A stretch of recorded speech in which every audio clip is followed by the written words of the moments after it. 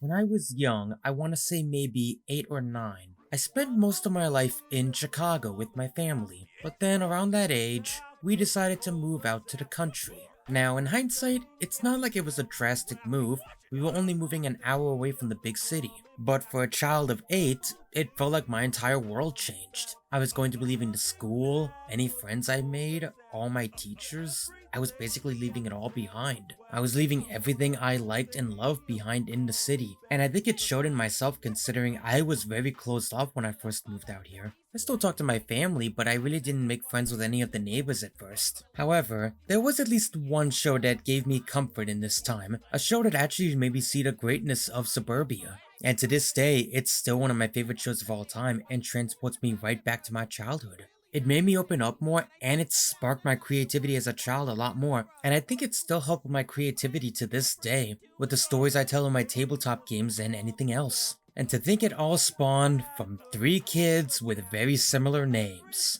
and their quest for giant oversized jawbreakers and money. So let's talk about Ed, Edd, and Eddy, the personification of childhood.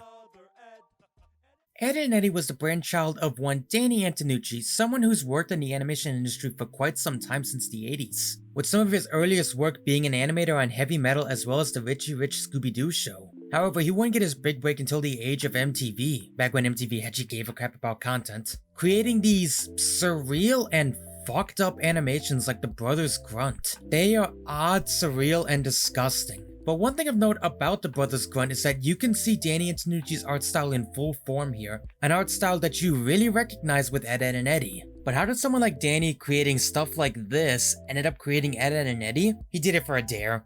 I'm not even joking, he was apparently dared to create this show because someone said he couldn't make a kid-friendly show. So he set out to prove him wrong and reworked a concept about 3 college students and instead made them little kids and pitched it to the Cartoon Network. Ed, Edd and Eddy came up in what could be best described as the golden age of Cartoon Network.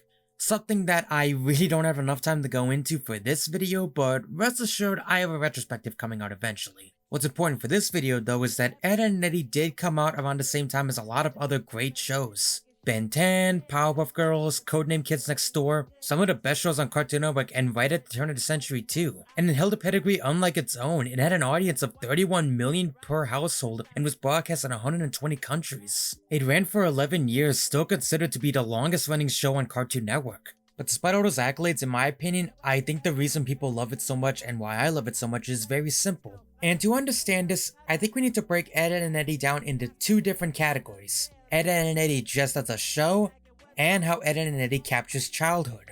Let's start with the aspects to make Ed, Edd and Eddy a great show, and even then there's still a lot to unpack. So much so that, no joke, I have no idea where to even start with it. Well, I guess I might as well start with the characters. Now, Ed, Edd and Eddy is a show with children as the main cast. Now that could go bad really fast, because if you write them too realistically, then they come off as annoying because they're just actual children, and actual children are assholes. However, you also can't take away too much of that, otherwise they just become adults in children's bodies. But thankfully, Ed, Edd and Eddy is one of the few shows that manages to strike a perfect balance. They're not so realistic that they're annoying, yet at the same time they're not unrealistically characterized. I'd argue next to Coraline and Steven from Steven Universe, they're some of the most realistically written children out there. And if you know anything about the show, you realize how much of an oxymoron that sounds, but it's true. The only 2 I could argue that go too far into being completely and utterly annoying are Sarah and Jimmy. Even as an adult, I hate these characters. Sarah for just being annoyingly loud, and Jimmy for, well, he's Jimmy. He just annoys me. But those are the exception, not the rule, and all the other children are very well written. Like Ralph being the typical fish out of water foreigner, saying and doing weird and bizarre things that are completely normal to him but are completely foreign to us. Naz being that token girl on the block that almost everyone seems to have a crush on. Jimmy being the weird eccentric kid with a huge imagination. Kevin being the stereotypical bully. And don't think me calling these characters stereotypical is a bad thing. Basic characters are not in and of themselves bad, it's what you do with them. And this show does do stuff with them, even though they are basic. They're basic that's well written and entertaining.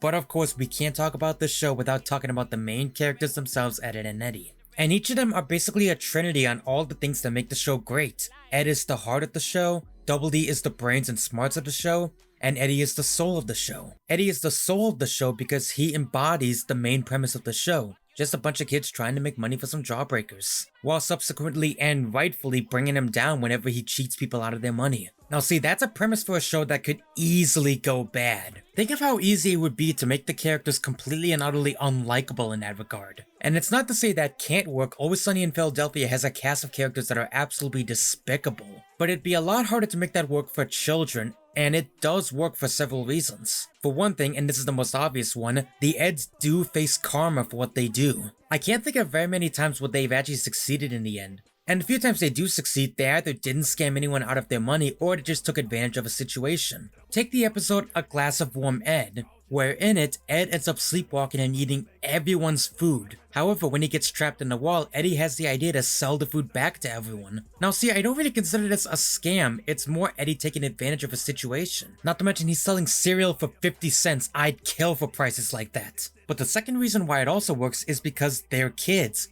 As such, the stakes are much higher for them, but much lower for us. I mean, think about it, they're scamming people out of 25 cents. To us, that's literally pennies. But to kids, that's a fair amount of allowance money. So when they do scam, unless the episode goes out of its way to show that they've gone too far, you don't really feel too bad. Yet at the same time, since it's important to the kids, you still feel invested and you don't feel like, well, this means nothing. But the final and most important reason why I think it works is the Eds themselves. The Eds sit in probably the most interesting situation I've ever seen a character be in. They sit in an interesting line where you want them to succeed, yet at the same time you don't feel bad when they fail. Now explaining why that is a little hard to, but I'm gonna do my best. You want the Eds to succeed because they are very likable characters. They're funny, they're entertaining, and they have struggles of their own and aspirations. Yet at the same time, you know they're not in the right most of the time, so you know they're gonna get that comeuppance, and when they do, it feels cathartic. Again, I know that probably doesn't make sense. It's the kind of thing where you have to watch it and you kind of just get it. Or maybe it'll make more sense when I tie it into Ed's portion, the heart. The reason why I say Ed is the heart is because he's one of the best characters on the show. And as such, he's the heart of the show that makes the Trinity so great. Because these characters, at the end of the day, show so much emotion and energy and comedy. For example, Ed is a complete and utter idiot, but at the same time, he's such a likable oaf in that regard. Yeah, he's stupid, but he's cheery, happy, upbeat, and is undyingly loyal to the Eds. Yeah, it is ultimately his fault that a lot of the scams don't end up working, but you can't really be mad at him because he's just trying his best. Or take Eddy for example. Eddy is definitely the ringleader of the group. And yeah, he's greedy, boisterous, and loud as hell. All traits that would normally not be the best in a character. But again, the reason why it works is because there are traits we latch onto that we like about him. For example, while he'll never admit it, he loves his boys. No matter how many scams go wrong, he'll always be with his boys. Not to mention he's so committed to getting that 25 cents, you want to see how creative he can get with trying to scam people.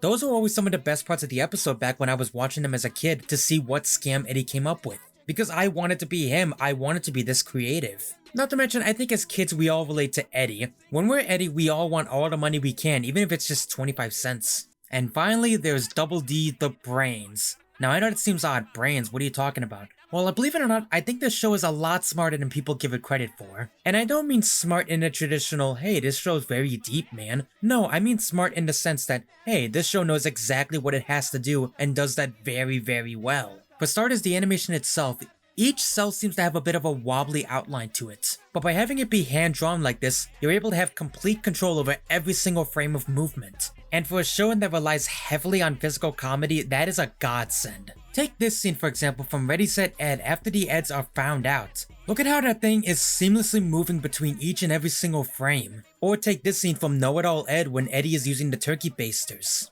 How much energy and movement is in every single frame of motion. But thankfully, the comedy from the dialogue is also really good, with Ed spouting off complete non-sequiturs that are absolutely hilarious. Seriously, Ed is a complete quote-worthy machine. To double D's technobabble and Eddy just being a complete straight man to him, right down to the sound effects being an integral part of it. This show never ever ever uses conventional sound effects for anything. There was a reason why a few years ago there was a meme about certain scenes being replaced with ededdneddy sound effects. It's because they're such an ingrained part of the show that I don't think the show would even be remotely similar with realistic sound effects. Something as minor as the sound effects adds so much energy and life to the show. to the point where even they've become signatures of sound effects. I mean, do we even have to mention the sumo sound? And there is honestly so much more I could mention, from the stellar voice acting, to the great direction by Danny Antonucci himself, to just how fucking hilarious it is. But these are all aspects that make the show itself good, and I've already gone into depth about that.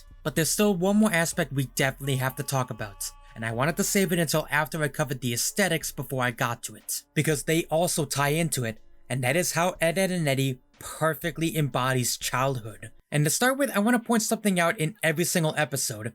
I'm gonna name a couple of the episodes and you tell me if you see a through line through all of them. The ads, while exploring the junkyard, end up finding a big box full of turkey basters, but instead pass them off as Canadian squirt guns. And soon the whole cul-de-sac is in on it, using them as squirt guns in a Wild Wild West situation. Ed, after accidentally trying to eat a coconut, ends up getting a toothache and his last baby tooth is almost gone. A heat wave hits the cul-de-sac and everyone goes to a sprinkler party, but then the ads end up losing their pants. Eddy ends up getting a pimple and tries to hide it from the whole cul-de-sac. Are you noticing something yet? These are all the kind of plots that's something a child would actually go through. While at the time, it was so that children could relate to the show a lot more, nowadays it actually fills you with nostalgia rewatching these. Because maybe not every single solitary episode happened to you, but I'm sure a good portion of them did. It happened for me anyway. Like my first time running a lemonade stand, exploring the nearby forest just for fun. And I even had friends and classmates or even acquaintances that were exactly like the Eds and the others. And I can't help but feel like that was intentional, as each of the characters were meant to represent a different friend in a friend group. Of course, I was Double D, the shy one more interested in science and stuff, but I had friends in my elementary and even middle school that were exactly like the other ones.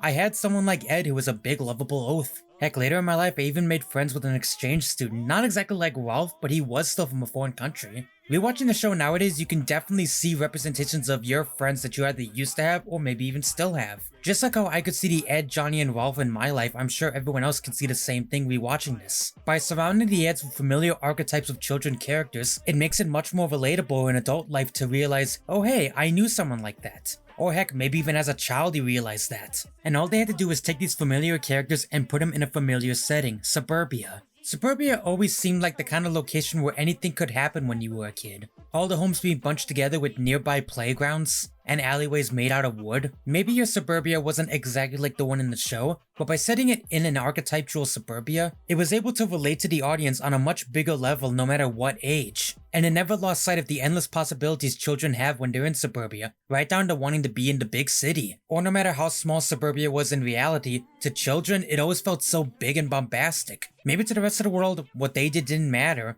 but to the children of Peach Creek, and by extension the children watching the show, it meant everything. When wanting to learn the secrets of the world, we could let our imagination run wild and rampant, wondering what we could possibly discover out there. Or it could be something as minor as wanting to play hide and seek or to just be seen as cool to the world. Maybe as an adult, we feel silly to have all these aspirations, but as a kid, they meant the world to us. We all wanted to be seen as cool by everyone. We wanted to play hide and seek. Heck, we even wondered what could possibly happen in Suburbia. But it didn't just cover those moments, it covered the bad moments too, like a big fight with a friend. Or we probably had that one girl that wouldn't leave us alone, which, side note, I think that can consist of one of the few things about this show that didn't really age very well. I mean, seriously, this is pretty uncomfortable. But even at its most uncomfortable or too real of a situation to even stuff we can relate to today, it never lost sight of the fact that Eds were all about a child's point of view. And I mean that quite literally, as even the animation was meant to emulate a child's wonder. Anyone can look at Ed, Edd, and Eddy and just immediately say this is bad animation and this is terrible design, but the beauty lies in its flaws. Think back to when you were a child and when you were first discovering how to draw in art class. Remember how static your stuff felt, how wobbly your lines felt? Or heck, even if you're not drawing, I'm sure we've all daydreamed. Weren't your daydreams just filled with whimsical wonderment? By having these simplistic but wacky designs, the show was able to convey a child's point of view on the situation, making it seem like these are the imaginative sketches or even the real-life sketches of children, drawing and realizing what they lived through. And it's not a matter of flawed but good, it's a matter of good because flawed. It intentionally made itself flawed so that it can emulate this art style in this direction. And heck, I don't even have to speculate on that's the fact. I know because we've made live-action remakes of Ed, Edd, and Eddy. These live-action remakes told completely original stories that would take place in Peach Creek. And by creating Ed and Eddy in live action, whilst being entertaining in its own right, made me realize something. There's more of a connection between these two than we realize, because the live action ones are probably what actually happened to the Eds. Think about it. What happened in the live action series is probably what happened to us, the mundane tasks we all go through. Getting up in the morning, realizing someone accidentally left their car unlocked and using it to impress the cool girl. but the live action lens shows us how mundane these tasks actually are. And again, that is no disrespect to the live action series because it is funny in its own right, maintaining the dialogue and the sound effects. And I honestly recommend you give them a try, not just if you're a fan, but in general, and then watch the animated show. Because I feel like watching the live action stuff will recontextualize the animation to make you realize something. The animation is what the Eds would probably actually perceive the world as. In their own, not necessarily warped but skewed version of their world, embodied by their imagination and their own style of art. Because when we're young, that's all we want to do is escape the modern world we're in by having fun with our friends. And when we remove the lens of childhood wonder away from the situation, it may look mundane on the outside, but to us that busted up minivan could be the coolest sports car ever. Or getting up in the morning could be an absolutely crazy situation in its own right. Because when we're children, that's all we want to do. And even with all this, Ed and Eddy was never afraid to tackle subjects children would care about the most, like growing old. Because in one of the season finales, Ed and Eddy tackled exactly that, as we see all the children of Peach Creek growing up. And while Eddy takes advantage of the situation like he always does, in the end, deep down, he's afraid of what a lot of children are afraid of, getting old. But in the end, time never stops, and no matter how much we try, we're gonna keep getting old. And while you could make the argument K&D told this lesson a lot better, I'd argue Ed and Eddy was even more relatable in that regard. K&D was good with being very upfront with the lesson of cherish your childhood, but I'd argue Ed and Eddy made it subtextually much more greater. By not putting it in your face and by just showing you how great childhood can be, it gave you the lesson through its own right. And what's even more crazy was that Danny Antonucci was 100% okay with making this the final episode. Now granted, that didn't turn out to be the case, mind you. The show got a few more specials as well as at least 2 more seasons. And the seasons after that varying in degrees of quality, but they're still worth watching in my opinion. Even if they did remove a lot of the charm by making the outlines much more straightforward and a lot less curvy and wobbly, I'd still argue a lot of the stuff is still very relatable, especially the episodes that involve school. But it wasn't even the only time Ed and Eddy would tackle something so relatable, and I'd argue the pinnacle of that is in Ed and Eddy's Big Picture show. Not arguably, but hands down the best movie Cartoon Network's made about one of their properties. And no offense to the Powerpuff Girls movie, the K&D movie, or any of the other ones based around properties, but Ed and Eddy was literally the perfect culmination of everything. It did what every movie should do, raise the stakes so high that you're not going to be able to do any more after it because you're not. And right off the bat, we get exactly that, as the Eds have done a scam so horrible that they know they can never be forgiven or recover from this. So they vow to run away from the neighbor kids before they get beat up and go to the one person they think can help them, Eddy's brother. Something that's been a mystery for the series since the very beginning. But we're dealt with so much more than just that. Like the Eds having their first actual real legitimate fight that almost broke them up. This moment between them is easily tied as my favorite moment in the whole series, not just the movie. Because it is heartbreaking, but I think it's also the most relatable thing ever. I think we've all had a fight with our friends, and I think in some cases it never did recover. I know that because I was that friend. I did something that hurt someone in the end, and they moved away before our friendship could even truly be repaired. And even though we both long have since moved on from there, and since he's moved away, it still hurts and I still think about that memory ever since, wondering what I could do differently. And I wonder if things could have been like the Eds. And while I think the movie didn't set out to do this, it taught the most important lesson of all, acceptance. Because we find out that the reason Eddy acted like such a jackass, why he's been scamming people and why he acts the way he does, is because he worships his brother, and his brother is even worse than him. So instead of coming to terms with that, he made up everything about his brother, made his brother to be this god among children, hoping that if he kept saying he was imitating his brother or getting his ideas from his brother, that everyone would think he was cool. But all it did was drive the other kids away from him. But by finally admitting to all of this, he finally learned and accepted he is who he is, not his brother. And only then do the kids of the cul-de-sac finally respect him. Him and all the Eds are finally treated as equals and friends. And all it took was 100 episodes, a few specials, and a movie. But more importantly, I think that's something we all relate to, wanting to be accepted by the world. Heck, even as adults we wish for that. And with the movie, Ed and Eddy ended on the highest possible note it could ever end on. And although it was phased out and favored for much bigger and better shows, the legacy Ed and Eddy left behind was one that could never ever be forgotten. And to this day, it's still the show I come back to the most out of all my Cartoon Network childhoods, because it got me through a move that was one of the most tumultuous in my entire life. It made me realize that Suburbia wasn't all that bad, that I could still make friends and make all the friends I could over here in the suburbs away from the city. And even in 2008, entering high school, going on the second to last year of Ed and Eddy, I kept watching it. And it ended right when my life was beginning in high school in my sophomore year. And I think it's for those reasons why I keep coming back to it, because it reminds me of what it was like to be a child. And I know people who don't like the show. Heck, I know people who downright despise it. But honestly, I can never understand why. And I can get why people don't like other shows I love. I get why people don't like regular show. I get why people like Evangelion, but I don't. But if you grew up with Ed, and Eddy, I'll never understand why you never liked it. And don't enter the comments to tell me, I don't actually care. Cause to me, no matter how much people dislike it, it's never gonna stop me from loving it. Because despite the flawed animation and art style, despite the fact that the characters could be annoying, to me, Ed, and Eddy was my childhood. And that's why to this day, Ed, and Eddy remains, in my opinion, the embodiment of childlike wonder. But just like Ed, and Eddy, all things must come to an end, and a chapter of my life is also coming to an end.